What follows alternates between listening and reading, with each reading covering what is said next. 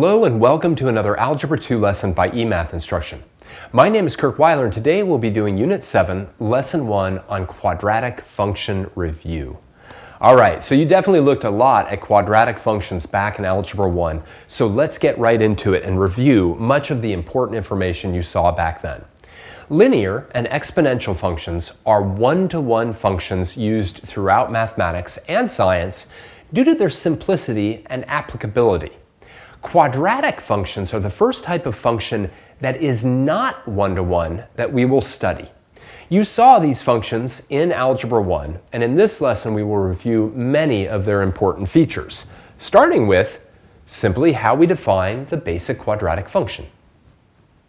A quadratic function is a polynomial function of degree 2. They can be written in standard form as f of x equals a times x squared plus b times x plus c, where the leading coefficient a cannot be equal to 0. All right, a little bit of comment on this. The fact that it's a polynomial function means that we don't have any negative or fractional powers on x. Saying that the leading coefficient can't be equal to 0 means that we have to have an x squared in it.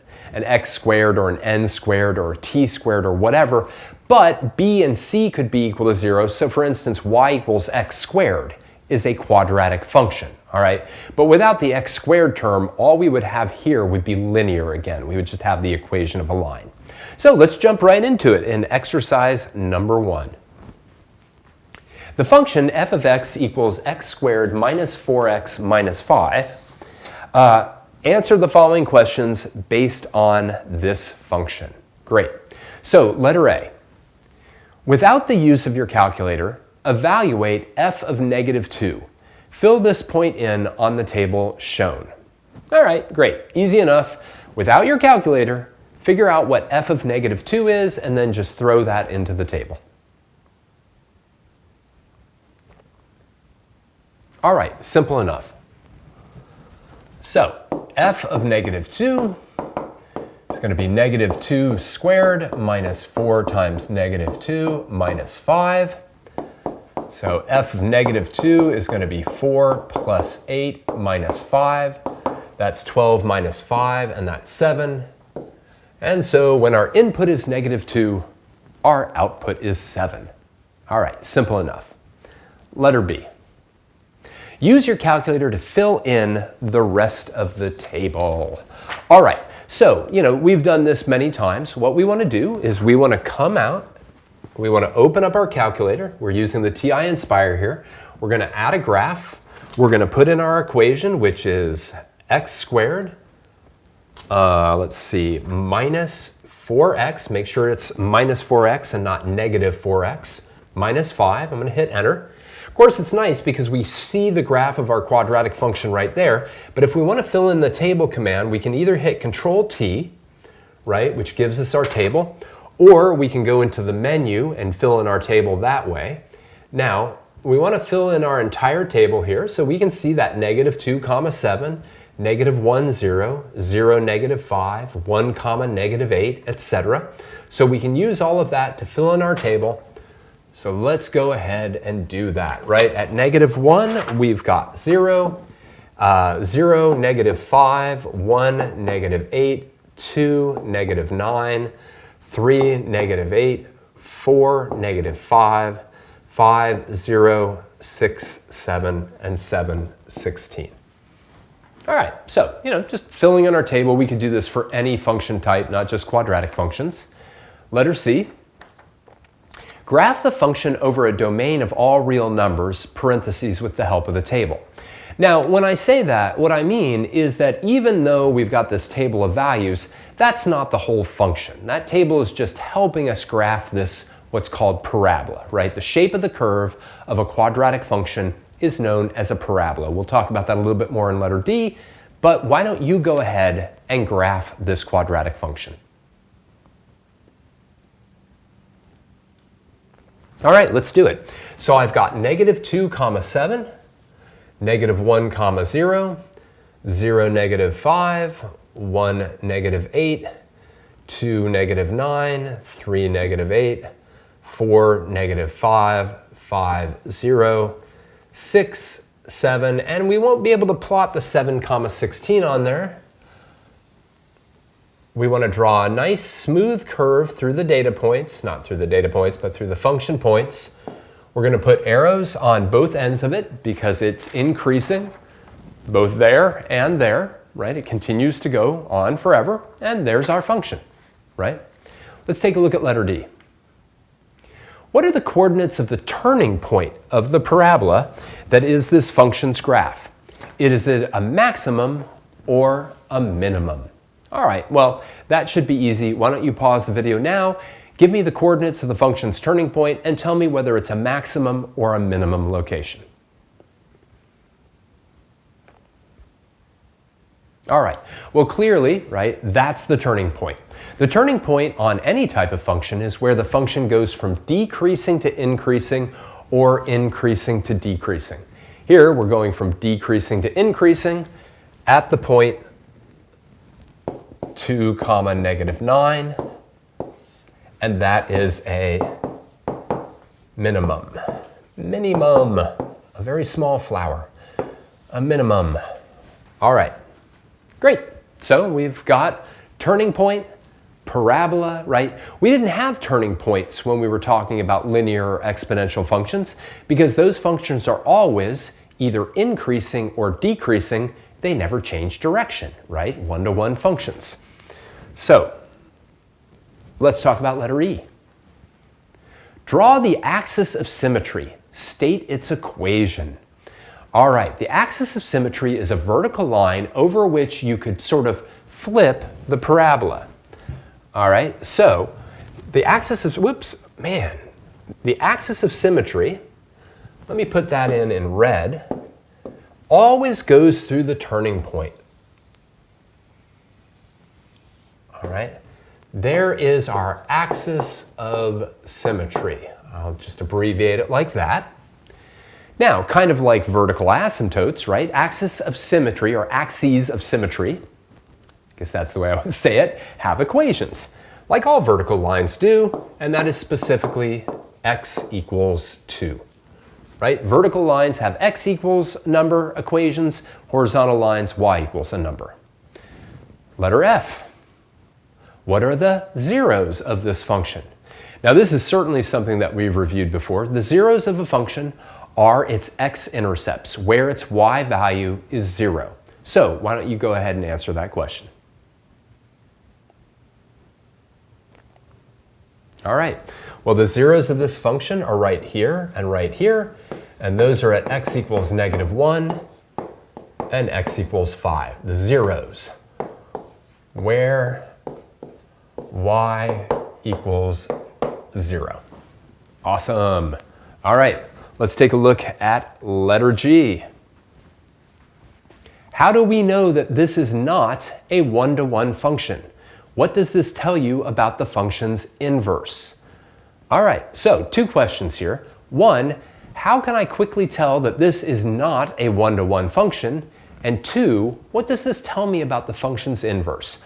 Pause the video now and see if you can answer both of those questions. Well, I know it's not a one-to-one function because it fails the horizontal line test. So like, I guess question 1, it fails the horizontal line test. That's one way. Right? In other words, if I draw a horizontal line on here, I see that it intersects the graph more than once, okay? Meaning that I have repeated outputs, repeated y values. Now, what does that tell you about its inverse? Its inverse is not a function. Its inverse is not a function, right? And remember, the reason for that is that when we have repeated y values in a function, its inverse would then have repeated x values, and that's never allowed in a function. Let's keep going. Letter H. How would you describe the end behavior of this function? In other words, what are the outputs doing as the inputs go to infinity and negative infinity? All right? End behavior of functions is something that you need to be able to think about, especially when you have the graph of a function. So, as x goes to infinity, what is f of x doing? And as x goes to negative infinity, what is f of x doing? See if you can tell me what goes at the end of each of these arrows. Well, what goes at the end of each of those arrows is an infinity sign, right? In other words, as x gets larger and larger here, y gets larger and larger there. And as x goes to negative infinity this way, y is also going to infinity. So both ends behave in the same way, right? They're both heading to infinity as x goes to the left and the right. All right, let's keep going. Let's talk about the leading coefficient. All quadratic functions have domains that consist of the set of real numbers. All quadratic functions that have domains that consist of the set of real numbers have a turning point and an axis of symmetry. All right? Whether they have a maximum or a minimum is determined by their leading coefficient, the number that multiplies the x squared. All right. Now, by the way, in the last problem, right, in exercise number 1, the leading coefficient was equal to positive 1. Here, the leading coefficient is equal to negative 0.5. Let's take a look at this problem. Consider the function f of x equals negative 0.5 x squared plus 4x minus 1. Use your calculator and the window indicated to sketch a graph of the function on the axes provided. Fantastic.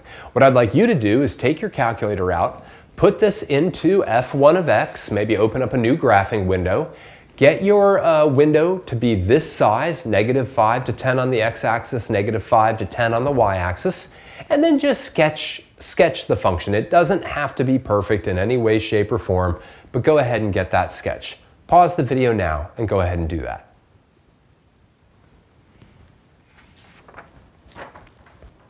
All right, let's do it. I need to have this graph for later on, so even though I've got a sketch of it already, I'm going to go Doc, File, New Document. No, I'm going to add a graph. Awesome.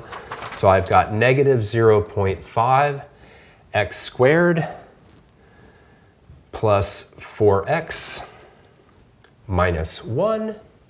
Enter. There's my parabola, but I want to make the window look right, so I'm going to go into my window. Enter. I've got negative 5 there. To 10, and then let's see if I can get all the way down here, negative 5 to 10. And there's my sketch, right? Or there's my graph. That corresponds to what I've got on my sheet. So now I can get a nice sketch of that thing, go back in, view, full screen, and there we have it, which is a much better sketch than if I did it by hand. Okay, now let's take a look at letter B. Use your calculator's maximum command to determine the location of the turning point. Label it on your graph and state its coordinates. All right, so all calculators have the ability to find turning points, but oftentimes it's dependent on whether the turning point is a maximum or a minimum. So let's see how that's done. Right, so I'm going to go into my calculator, there it goes. I'm going to hit Menu and hit Analyze Graph. Now notice our first option is zeros, which is awesome, and we're going to use that in a moment. But then the graph will also find minimums and maximums, and what I want to find is a maximum. So all I'm going to do is drag my vertical line to the left of the maximum, hit Enter, drag it to the right of the maximum, hit Enter, and it tells us what that turning point is. 4, 7. Isn't that nice? Now we're going to have algebraic methods for finding that point that you saw back in Algebra 1, but for now I'm just using my calculator technology. No big deal. All right, let's label it. I like it. 4, 7. Excellent. All right, now of course the important piece, letter C. Why does this function have a maximum rather than a minimum as in exercise number 1? Right, why did this one open downward, as we say, as opposed to the parabola in number 1 that opened upwards? Pause the video now and see if you can tell me that answer. Well, it's all about the leading coefficient. If the leading coefficient is positive, the parabola will open upward and have a minimum. If the leading coefficient is downward, If the leading coefficient is negative, I'm not sure how a leading coefficient could be downward. If the leading coefficient is negative, then the function or the parabola will open downward and will have a maximum. So it's that simple. Leading coefficient is negative, so graph opens downward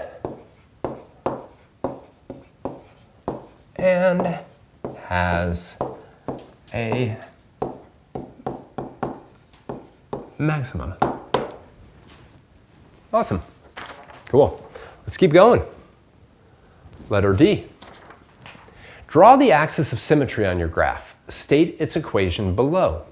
All right, well, why don't you go ahead and do that? That should be pretty easy given what we already did in the previous problems.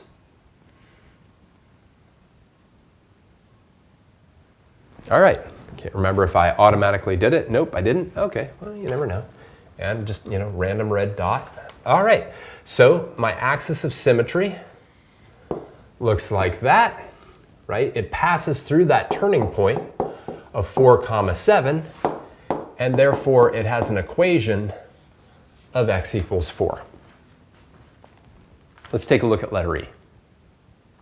Determine the larger 0 of this function to the nearest hundredth graphically. Label on your graph.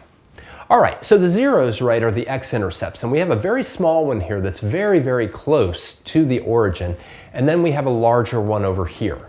I want you to determine the larger 0. See if you can do that by using the tools on your calculator, and then we'll go through it. All right, let's do it. So we've got our graph there. I'm going to go into my menu, Analyze Graph. I want my 0. All right, it's lower bound, so I just really have to have that line somewhere to the left of the 0. I hit Enter. I drag it to the right of the 0. I hit Enter. Right, that 0 then is at 7.742, 0. 7.742, 0. I can now label it on my graph. Actually, let's, we want it to the nearest hundredth, so that's 7.7, just to make sure, yep, 7.74. All right, and I can label it right there, 7.74, 0. Awesome. Let's keep going. Full screen, last part of this problem. Letter F. A second function is defined by g of x equals x plus 1. Determine all values of x for which f of x is greater than or equal to g of x. Explain how you found your answer. All right. Well, what I'd like you to do is pause the video right now and see if you can figure out how to do this problem. Take a few moments to do that.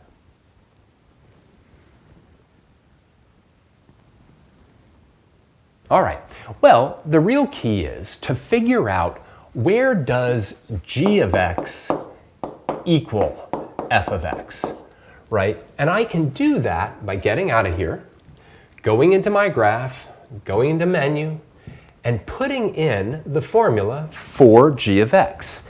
Now, that's obviously x plus 1, and I'm going to hit Enter, right? And I get that nice linear curve. Now, keep in mind what we're looking for is where f of x is greater than or equal to g of x, where my original curve is greater than the second one that I put in.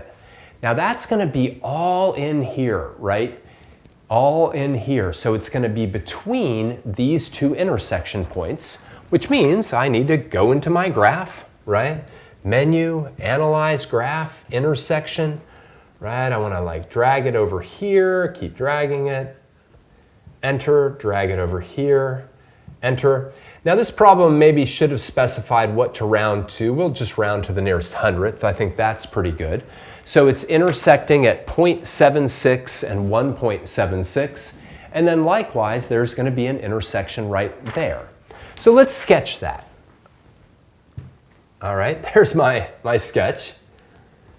And what we can see, right, this is my g of x. This is my f of x.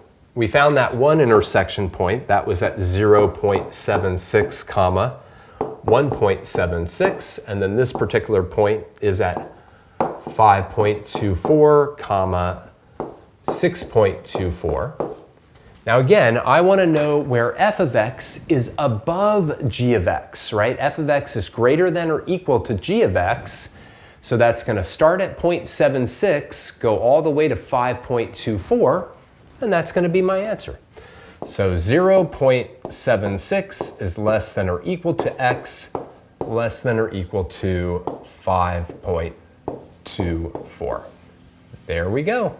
So there's our final answer. And we're going to solve a lot of inequalities like this graphically throughout the course. All right, and we haven't done that very much yet because we've always sort of had, functions that are always increasing or always decreasing. But once you get kind of a parabola, right, something that changes direction, then we can really talk about where one function is above or below another function.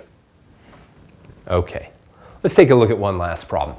Quadratic functions in table form. Exercise number 3. A quadratic function is partially shown in the table below. The function has an axis of symmetry whose equation is x equals 3. Letter A, fill in the rest of the table. All right, so I want you to pause the video right now, take a few minutes, and see if you can figure out how to fill in the rest of this table.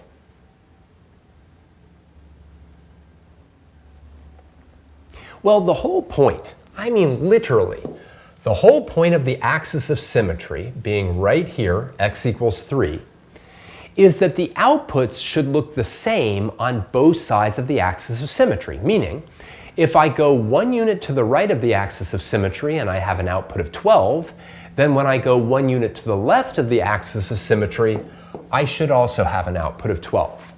Likewise, if I go 2 units to the left of the axis of symmetry and I have an output of 6, then if I go 2 units to the right of the axis of symmetry, I should also have an output of 6. And we can keep going that way. If I go 1, 2, 3 units to the right of x equals 3, I have an output of -4. And 1, 2, 3 units to the left, I'll also have an output of -4. And then I can finish by putting in that -18. That is the whole point of the symmetric nature of quadratic functions. And there are very few functions that are symmetric the way quadratics are. The only other one I can think of really off the top of my head that you know of are absolute value functions, where you could certainly go to the left or the right of the turning point and you'll see the same outputs along that V shape that we're so familiar with. All right, that being said, let's take a look at letter B. What is the function's y-intercept? All right, well, we've answered this kind of question a million times. What is the y-intercept of this function?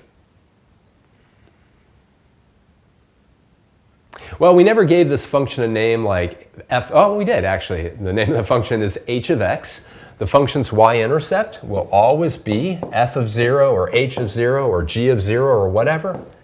And that's equal to -4. So the y-intercept is -4. All right, let's keep going. Here I've given that filled in table so that we don't have to keep scrolling up and looking at it again. Letter C. What is the range of the function? Explain. All right, now this is important. Again, this table doesn't give us every value for this function. It only gives us selected values. So think about the range. Those are the set of all outputs of this function. Pause the video now and see if you can write that down. Well, the maximum y value, right? Y max is equal to 14, right? So you can picture it, right? We've got this parabola, whatever it looks like.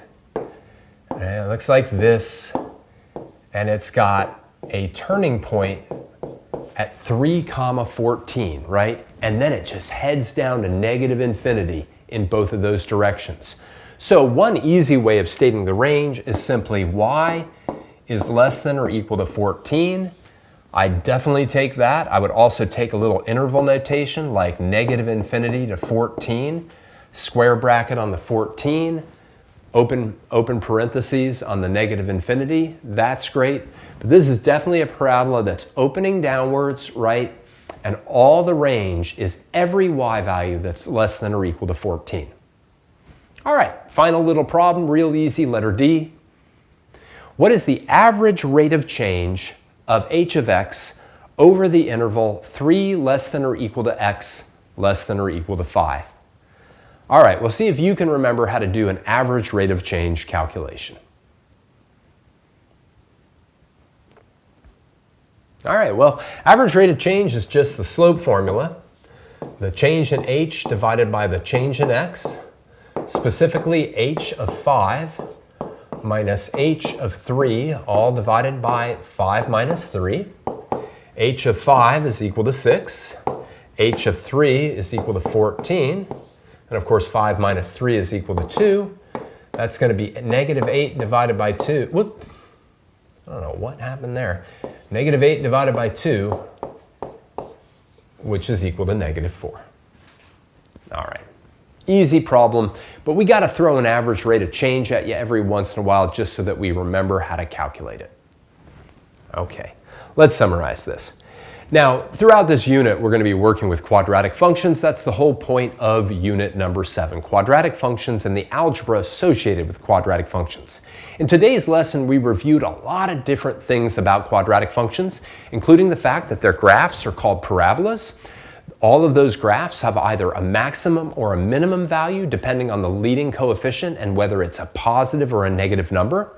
Because they've got a turning point, they also have something known as an axis of symmetry, a vertical line that divides the parabola into two symmetric halves, right? That vertical line always will pass through, right, the turning point. We also looked at the zeros of quadratic functions, which not all quadratic functions have. Some of them miss the x-axis completely. We looked at quadratic functions in tables, right? And we looked at their symmetry using those tables. All of this is important to understand before we dive into more complicated aspects of quadratic functions. For now, I just want to thank you for joining me for another Algebra 2 lesson by eMath Instruction. My name is Kirk Weiler, and until I see you again, keep thinking and keep solving problems.